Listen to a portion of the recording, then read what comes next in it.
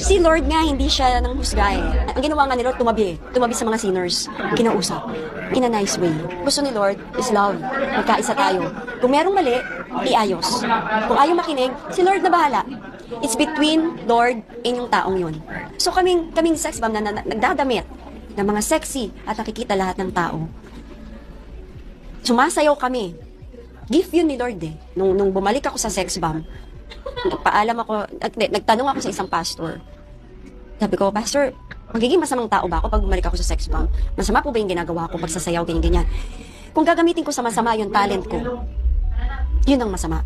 Pero yun yung gift ni Lord sa akin ng Sa pagsasaya. gitna ng lumalalang tensyon sa pagitan ng grupong sex bomb at ng asawa ni Izzy Trezona na si Alvin Aragon, binueltahan ni Jopay Padilla ang mga mapanghusgang komento ng dating aktor tungkol sa kanilang grupo. Nadismaya si Jopay sa naging pahayag ni Alvin sa nalalasuan umano ito sa pananamit at pagsasayaw ng sex bomb, lalo na't idinamay pa pati ang kanilang mga asawa sa nasabing issue. Bagamat iginiit ni Jopay na nirerespeto nila ang paninindigan ni Alvin base sa Biblia, binigyan din niya na hindi sapat ang kaalaman sa salita ng Diyos kung hindi naman ito nakikita sa paraan ng pakikitungo at pag-approach sa kapwa.